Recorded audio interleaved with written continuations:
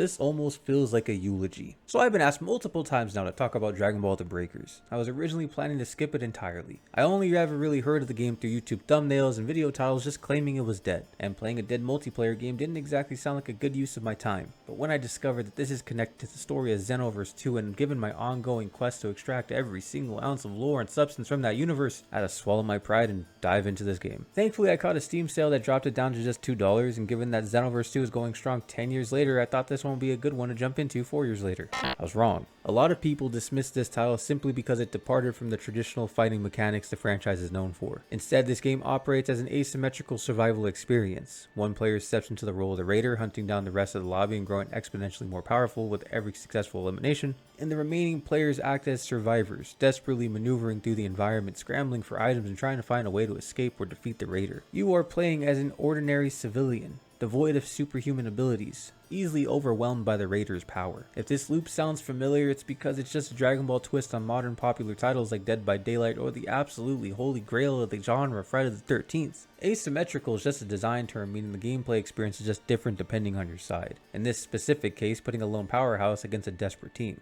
And while Dead by Dragon Ball avoids branding itself as a traditional horror game, preferring the label of an action title, there's an underlying dread baked into the specific roster choices they made. Super Boost, Cell, Frieza, the Saiyans, all of them feel much more horrifying than they do in the series. When this game was announced back in 2021, fans accustomed to the brawler and fighting game styles were initially disappointed by a hide-and-seek survival format. However, there were tons of fans that praised it as the most original game in the franchise in years. We don't get departures from the normal fighting games very often. Understandably so, it's hard to make a game that's not about fighting when the show it's based on is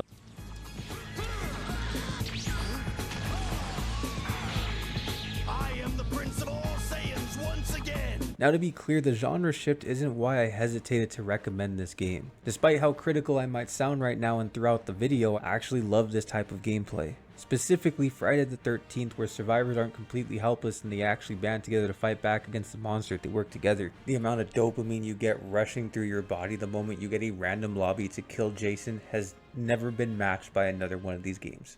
Now, I cannot in good faith recommend this game in its current state because it does feel dead, or at the very least in its last moments of life. I tried on multiple separate occasions to queue into a live lobby just to capture some first impression footage. Not only was I trapped in purgatory staring at agonizingly long matchmaking timers, but the moment I finally did find a lobby, the game continuously disconnected me. Never mind. No, never mind. Never mind. Okay, one more time.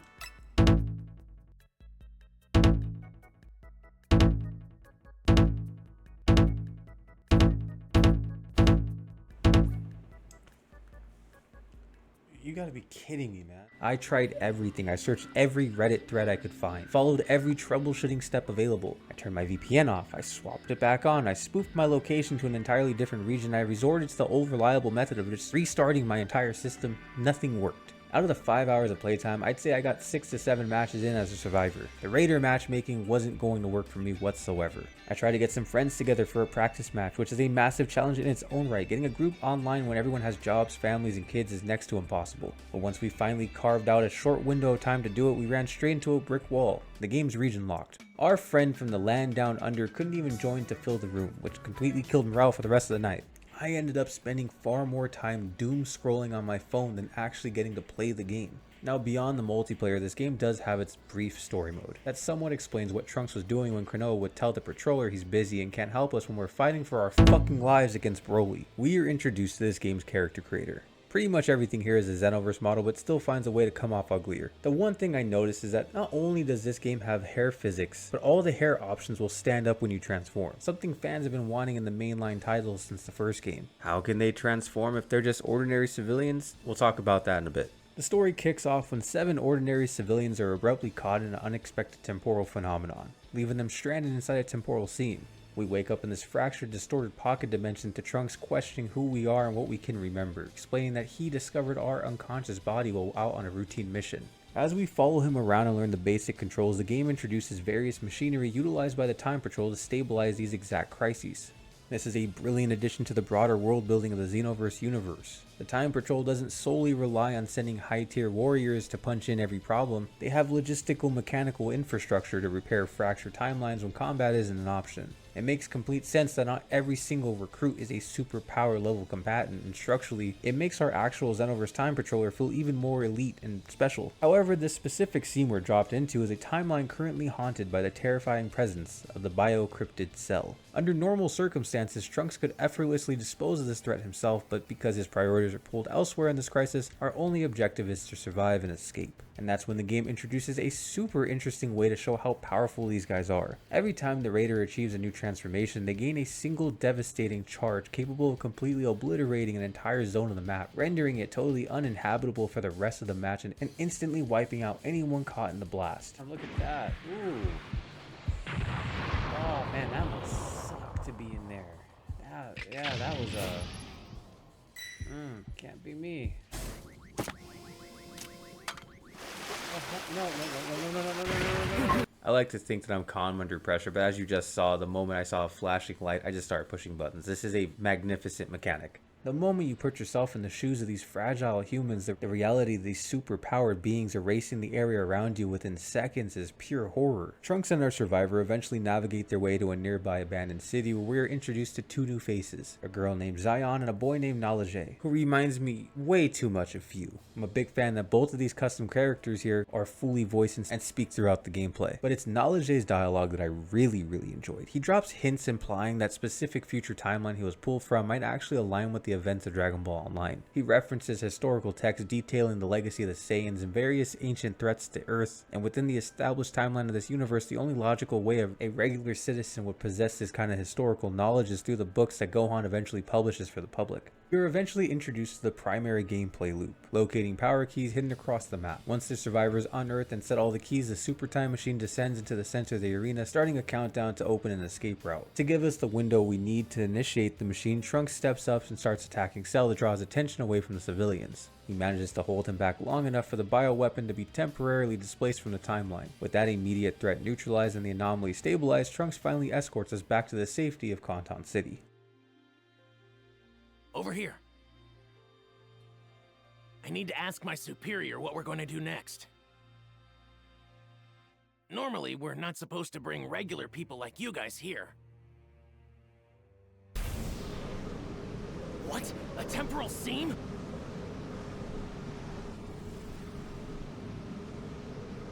Here, take this! And right into the second mandatory tutorial zone. This time we cross paths with Oolong and Dragon Ball era Bulma. She improves her own dragon radar so she can locate the power keys, an item that I actually never found when playing online. To survive these encounters, the game introduces one of its core survivor mechanics, Transpheres. These artifacts grant ordinary humans the temporary ability to siphon the spirit of legendary warriors that once existed in that timeline, allowing them to transform and briefly fight on equal footing with the Raider. While you're in this superpowered state, you're entirely immune to being instantly knocked out, but the form operates on a very strict timer, and taking hits from the Raider drains the transformation gauge even faster. You can attempt to engage the Raider in close quarters combat, but if your transformation level doesn't match or exceed theirs, you'll just be violently swatted away. And how do you unlock more of these Transpheres? Through the Spirit Siphon, which is just a fancy name for the game's built-in gacha system. Yes, you heard that correctly, a randomized gacha mechanic stuffed inside a game you already had to pay to play. To the game's credit, you can actually avoid spending real money. Player matches earn you points to level up your dragon tier, which unlocks free tickets for the gacha system. Despite that, I'm still not a fan of this.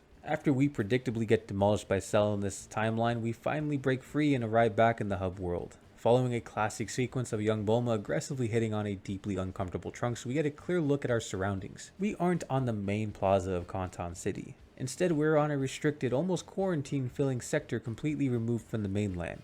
Trunks reassures the group that they will all be sent home eventually, but spoiler alert, given the current state of this project, I don't think this game's ever going to get a proper ending. Not long after, we are violently sucked into yet another temporal seam. This time we land squarely on the fateful day the Saiyans arrived on Earth. With Trunks unable to physically manifest and pull us out, he can only feed us instructions over the comms. Everything seems to be going smoothly until we are abruptly blindsided by a Cyberman.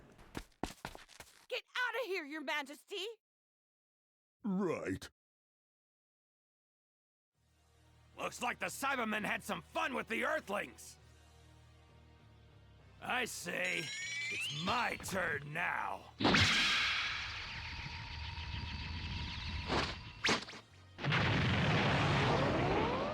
Just make sure not to take things too far. We need to keep enough of them alive to get information on the Dragon Balls. Sorry. Nappa's armor texture looks so nasty here. It looks like a dusty chalkboard. On the positive side, seeing characters like Chi-Chi and King Furry make their way into a video game is pretty cool. The rest of this scenario plays like a regular multiplayer match, with Vegeta growing progressively more agitated in the background as Nappa fails to easily slaughter a handful of fleeing humans. This game gets bonus points for me for just including these really nice dialogue sections between the characters while you're playing the story events. If only my Goku were here. Oh, is this Goku your boyfriend? He is. He's incredibly strong. I remember a brave young lad who stood up to Demon King Piccolo. If only that young boy clad in orange were here. That's my Goku. But this is where the Breakers really shines for me. To an everyday human, these Saiyans are an absolute nightmare. They're ruthless, colonizing alien warrior race that views lower life forms as completely disposable insects. Since the franchise follows characters who possess this god-level strength required to defeat them, we've grown somewhat desensitized to how terrifying they can be. That sense of helplessness gets even better when Vegeta undergoes his Grade 8 transformation.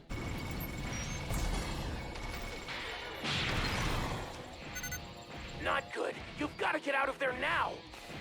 Oh no! What the heck is that? That's the Saiyan Grade 8 form. Oh, it's even more impressive than I thought. Supposedly, a Saiyan in that form is 10 times stronger than they are normally. This is no time to be impressed, LJ. I'll request official Royal Army support.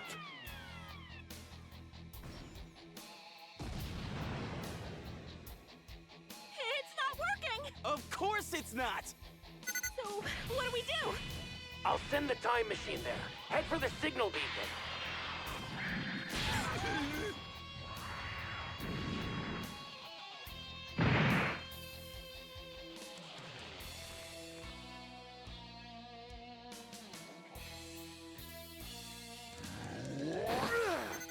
Even with these Transpheres giving us superpowers, in the grand scale of this universe, we're still nothing more than just some cosplayers. Our next story event hurls us straight onto Namek, and right on cue the Ginyu Force arrive on the planet.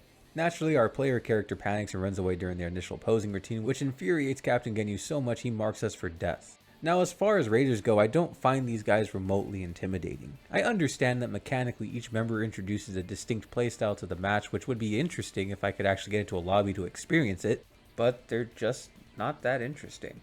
Eventually we get our power key, only to be paralyzed by Guldo using his telekinesis to keep it out of our reach. With our backs against the wall, our only salvation is to activate a Transphere and start absolutely wailing on this guy.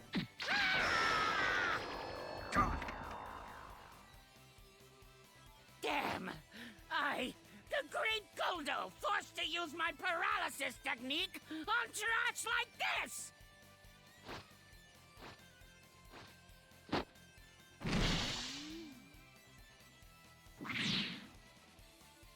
I'll skewer you. What the? I can't see! No! Couldn't King Kai, the literal inventor of the Kaioken and the Spirit Bomb, just wipe these guys out himself? He's a god watching this all unfold.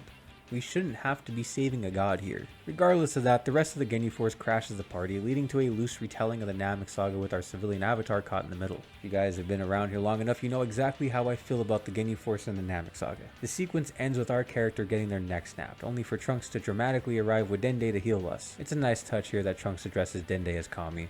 But what follows this event is easily one of the coolest cinematic fight scenes Trunks has ever received in this entire franchise. His choreography is a beautiful direct homage to how Goku and Vegeta uniquely beat the Ginyu Force in the original story. What's this teensy bug's power level?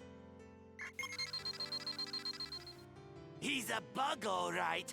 It's only 5,000. Oh, what a bummer. And here he was acting all tough. You think you can take me alone? You got that backwards. So, how about this? I'll take all 5 of you at the same time.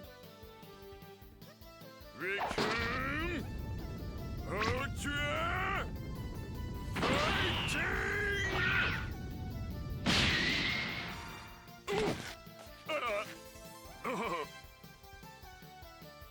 You were wide open. You teensy bug. Hurry! You little...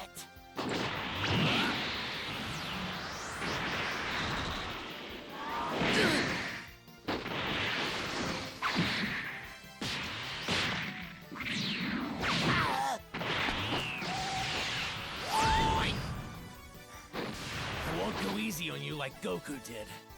He clearly picked up some valuable tactical lessons from all the historical corrections we performed with him back in Xenoverse 2. Or maybe he didn't, because almost immediately afterwards, Trunks is caught completely off guard by Genyu's body change again. This guy sucks, man. In a moment of desperation, Genyu Trunks uses his authority to send the civilians back to the hub world while he stays behind to combat Genyu in his original body. But the team of survivors decide to hunt down the Dragon Balls instead and summon Shenron. I would love to hear what Klonoa has to say about this entire ordeal, but she's pretty much omitted from this game entirely. King Kai and Fortune Teller Baba start questioning exactly what's going on. Learning that Trunks is a time patroller helps King Kai piece some of this together, but an unsettling realization quickly sets in for both of them. The twisted reality that they're standing in is definitely the work of someone else, and if only they knew what was going on outside of all of this. We use Shenron to get our full dragon change, turning us into Goku, and we head off to go and save Trunks. This leads us into a short traditional fighting sequence with our avatar. I guess no matter how many times a Dragon Ball game tries to spin its genre, all roads eventually lead right back into a fighting game, don't they? Unfortunately, this is where the road abruptly ends. Dragon Ball The Breakers has not received any new story episodes in almost 3 years now. It feels like the developers completely abandoned these story chapters, shifting all remaining resources towards standard seasonal multiplayer updates or simply winding down support for the title entirely. It's a massive shame because he easily could have expanded the lore of these civilian survivors or merged the story a bit more with the Time Patrol. Now, the developers didn't completely ignore the connection between the two titles. In fact, this game has a crossover story event with Xenoverse 2. Yes, I found a way to sneak the side quest into this game as well. If we're going to cover one thing, we're going to cover it all. You get a set of temporal seam quests handed to your Time Patroller by Oolong. Taking his spot for the first one, much to Trunks' shock, in this mission you're provided a rundown of the entire premise, worded infinitely better than it ever was in The Breakers. The lore explains that if these minor, isolated temporal seams are left unchecked, they will inevitably destabilize and mutate into massive, uncontrollable rifts. You have to actively close them before they accumulate too much power. This explains exactly why Trunks was so frantic patrolling the initial seam during the Breakers tutorial. During this Xenoverse mission, you're tasked with rescuing civilians, suppressing an actively evolving cell. I must have walked into this match completely overpowered though. Trunks tells you that you're supposed to prioritize saving the civilians to secure items to boost your damage against Cell, but I was able to knock this guy out within a couple beam strikes. Once every civilian is secured, you permanently collapse the time seam, trapping Cell inside of it. And no, your eyes did not deceive you during this quest. Second Form Cell is fully present in this game with a complete character model. Yet in typical developer fashion, he remains completely unplayable in the base game.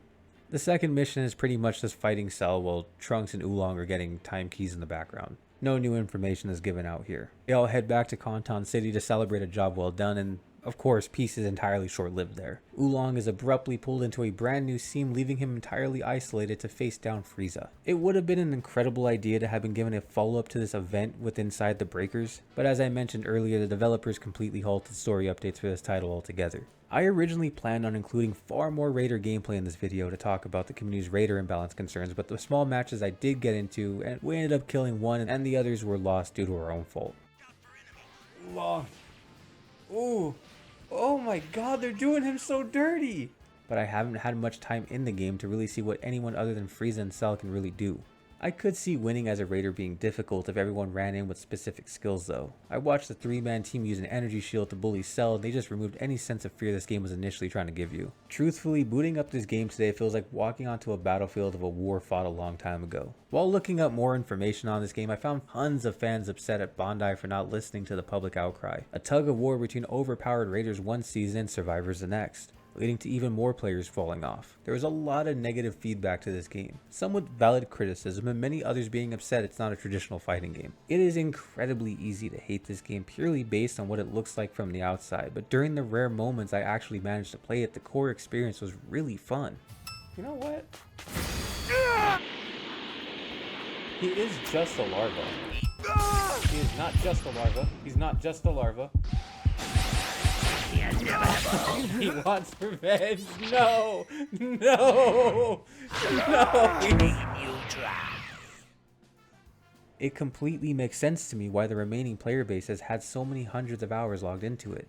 Ultimately, this became a depressing rabbit hole to fall into. What started off as a simple quest to make sense of what Trunks was up to in the broader lore landed me right here, standing in a graveyard of memories for a game that was never allowed to truly spread its wings. It's a massive shame because beneath the abandoned story and matchmaking nightmares, the Breakers actually managed to have a unique experience with a fascinating lineup of characters. If you guys have your own positive stories about this game, please leave them in the comment section down below. I would love to hear about what this game was like during its prime. Anyways, that's enough for me. Been your local overanalyzer, Artellings, and I hope you have yourself a damn good one.